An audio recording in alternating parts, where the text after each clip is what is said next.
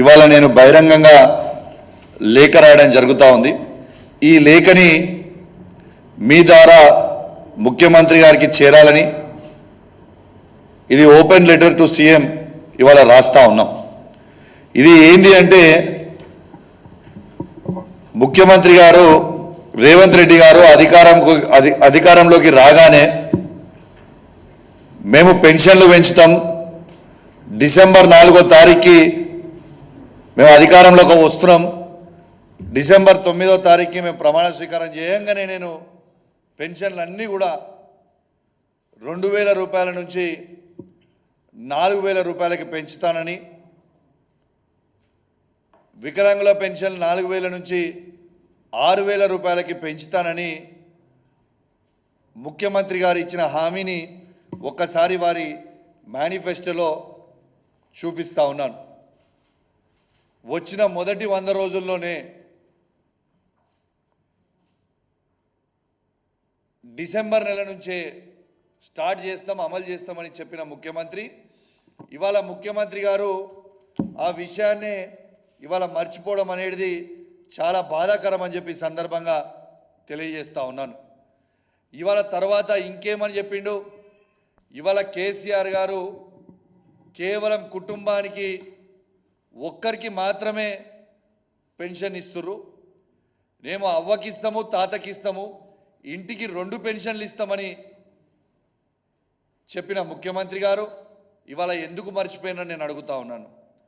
ఇవాళ ముఖ్యమంత్రి రేవంత్ రెడ్డి గారు 2000ని 4000కి చేసే దేవునికి ఎరగ, కానీ ఆ ఇచ్చే 2000 కూడా ఎగగొడతా ఉన్నాడు. ఇలా వాళ్ళు వచ్చి 6 నెలలు అవుతా ఉంది. ఈ 6 నెలల్లో 3 నెలల పెన్షన్ ఎగరగొడతారని ఎవరైనా? ఇలా 3 నెలల పెన్షన్ ఇలా ఎగరగొట్టిండు రేవంత్ రెడ్డి గారు. ఇలా వచ్చిన డిసెంబర్ నెల పెన్షన్ ఎగరగొట్టిండు. మొన్న ఏప్రిల్ అండ్ మే నెల పెన్షన్ ఎగరగొట్టిండు. ఇది నిజం కాదా? అయ్యా రేవంత్ రెడ్డి గారు, ఈ పెన్షన్ల మీద ఆధారపడి ఉన్న అవ్వాతాతలని, లక్షలాది మందిని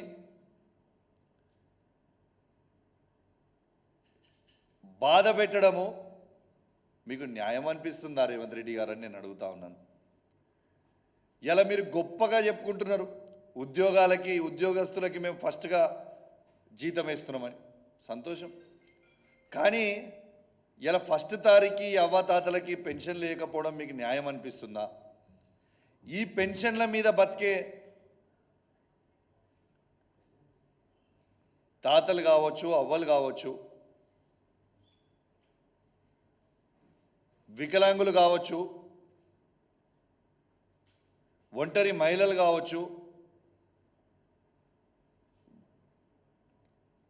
ఎయిడ్స్ పేషెంట్స్ కావచ్చు, ఫైలేరియా పేషెంట్స్ కావచ్చు, డయాలసిస్ పేషెంట్స్ కావచ్చు, బీడీ కార్మికులు కావచ్చు, చేనేత కార్మికులు కావచ్చు, గీతా కార్మికులు కావచ్చు, వీళ్ళందరూ కూడా ఈ పెన్షన్స్ మీద బతుకుతున్నారు కదా, ఈ పెన్షన్స్ మీద ఆధారపడి ఉంటారు కదా, వాళ్ళకి మీరు పెన్షన్ ఎందుకు ఇస్తలేరు అనేది ఇవాళ యావత్ తెలంగాణ ప్రజలకి మీరు జవాబు చెప్పాల్సిన అవసరం ఉన్నది.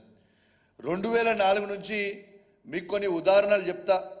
కాంగ్రెస్ ఉన్నప్పుడు ఎట్లుండే, కేసీఆర్ గారు ముఖ్యమంత్రి ఉన్న తర్వాత ఈ తాతల అవ్వల కోసం ఎంత చేసినాం అనేది ఇలా స్పష్టంగా మీడియా ద్వారా యావత్ తెలంగాణ ప్రజలందరికీ కూడా తెలిసేలాగా ఇవాళ చెప్తా అని చెప్పి సందర్భంగా తెలియజేస్తా ఉన్నాను.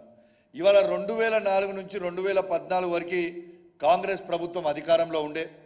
ఈ కాంగ్రెస్ పార్టీ అధికారంలో ఉన్నప్పుడు కేవలం పెన్షన్ 200 రూపాయలు మాత్రమే ఉండే. ఆ 200 రూపాయల పెన్షన్ కేవలం తెలంగాణలో వీళ్ళు ఇచ్చే పెన్షన్, తెలంగాణ ప్రాంతానికి ఆ రోజు ఇచ్చే పెన్షన్ 29,21,828 మందికి వీళ్ళు పెన్షన్ ఇచ్చేది. అంటే కేవలం వీళ్ళ బడ్జెట్ 10 సంవత్సరాల 5,558 కోట్లు మాత్రమే ఉండే.